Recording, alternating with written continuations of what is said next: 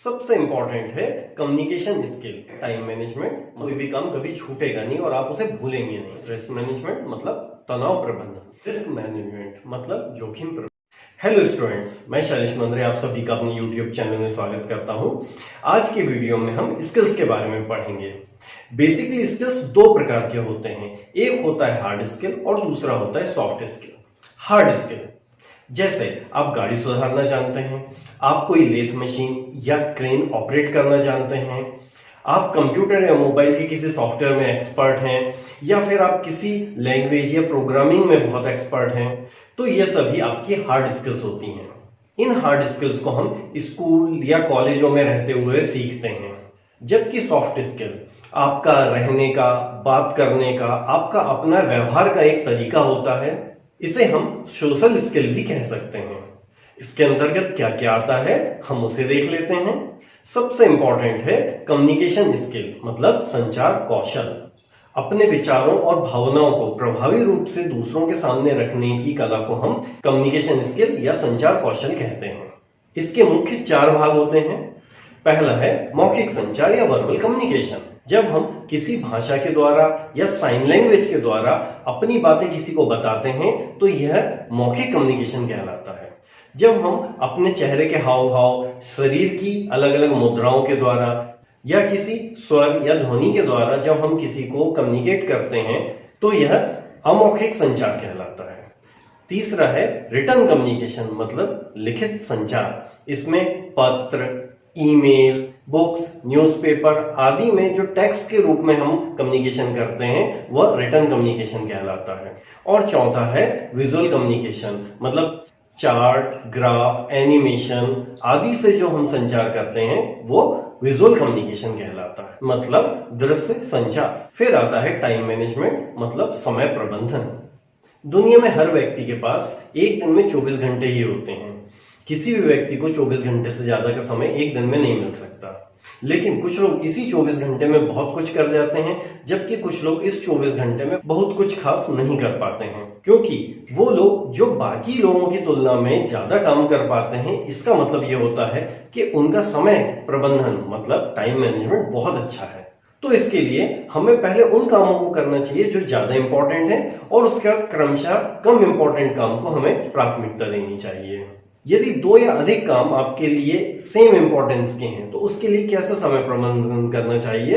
तो जैसे यदि आप स्टूडेंट हैं, आपके पास 5 या 6 सब्जेक्ट होंगे पढ़ने के लिए, तब ऐसी स्थिति में कठिन सब्जेक्ट को हमें ज्यादा समय देना होगा और कम कठिन सब्जेक्ट को हमें कम समय देना होगा। इसके लिए हम क्या कर सकते हैं, जैसे आजकल सभी लोग एंड्रॉइड मोबाइल तो यूज करते ही हैं, तो उसमें एक से अधिक अलार्म लगाने की व्यवस्था भी होती है।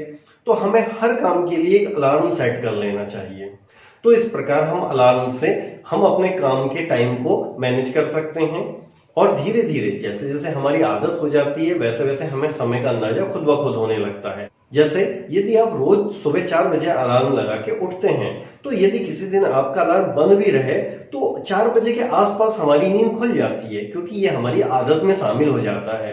इस प्रकार हमें जब एक बार हम अलार्म लगा के हम कामों को करने की प्रैक्टिस कर लेंगे, उसके बाद हमें अलार्म की जरूरत नहीं पड़ती है। हमें अंदाजा लग जाता है कि इस समय के बाद हमें ये वाला काम करने के लिए टाइम निकालना है। अक्सर हम कई कामों को भूल जाते हैं, तो इसके लिए मैं आप लोगों को सलाह देना चाहूंगा कि एक डायरी लें जिसमें कि हर दिन के लिए एक अलग पेज होता है। अब उस डायरी में जैसे आपकी कोई मीटिंग है, कल 26 फरवरी को आपकी एक मीटिंग है 12:30 बजे, तो आप उसमें उस मीटिंग का शेड्यूल नोट कर लें 26 फरवरी के पेज पे। इसी प्रकार यदि आपका कोई एग्जाम 15 मार्च को है, किसी फॉर्म के भरने की डेट 20 मार्च है, तो आप क्रमशः इसे 15 मार्च और 20 मार्च वाले पेज पे लिख लें, ताकि जब भी आप दिन की शुरुआत करते हैं तो आप इस डायरी को उठा के देखें, जो आज की डेट हो उस डेट का आप पन्ना सबसे पहले ओपन करें और देखें कि उसमें क्या क्या लिखा हुआ है। जैसे आप 26 तारीख को 26 तारीख वाला पेज ओपन करेंगे, आपको दिख जाएगा कि आज आपका 12:30 बजे का कोई अपॉइंटमेंट है, कोई मीटिंग है। इसके बाद यदि आज 15 मार्च है और अब आप 15 मार्च वाला पेज देख रहे हैं तो आपको ये पता लग जाएगा कि आपका आज एग्जाम है। इसी प्रकार यदि आज 20 मार्च है और आप 20 मार्च का पेज देख रहे हैं तो आपको यह पता लग जाएगा कि आपने अभी तक यदि फॉर्म नहीं भरे हैं तो आपको पता रहेगा कि आज उसकी लास्ट डेट है, तो ये बहुत इंपॉर्टेंट काम है आज इसको आपको करना है। तो इस प्रकार आपसे कोई भी काम कभी छूटेगा नहीं और आप उसे भूलेंगे नहीं। और यदि आप किसी कंपनी में काम करते हैं और आपके नीचे और कर्मचारी काम करते हैं, तो इस कंडीशन में यदि वो काम इतना इंपॉर्टेंट नहीं है कि आपके बगैर नहीं हो सकता है, तो उसे दूसरों को ट्रांसफर कर दें, जिससे कि आपको अधिक इंपॉर्टेंट काम के लिए और समय मिल पाएगा। अब आता है स्ट्रेस मैनेजमेंट, मतलब तनाव प्रबंधन। यदि किसी व्यक्ति को तनाव है तो इसका उस पर क्या इफेक्ट पड़ेगा? तो इसका शरीर पर और मन पर दोनों पे बहुत गहरा प्रभाव पड़ता है। हार्ट अटैक होना, हाई ब्लड प्रेशर होना, नींद ना आना, चिड़चिड़ापन होना, काम में मन न लगना, ऐसे लक्षण हमें देखने को मिलते हैं। तो इस प्रकार हमें स्ट्रेस के कारण काम में मन नहीं लगता, हमारे दूसरों से संबंध बिगड़ जाते हैं क्योंकि हमें एक चिड़चिड़ापन आ जाता है और इसके कारण और अधिक तनाव बढ़ने लग जाता है। तनाव के कई कारण हो सकते हैं, जैसे काम की अधिकता होना, कोई आर्थिक परेशानी होना, कोई लंबी बीमारी, कार्य और परिवार के बीच सही तालमेल न बना पाना, और इसी प्रकार बच्चों में तनाव का मुख्य कारण पढ़ाई का टेंशन होता है।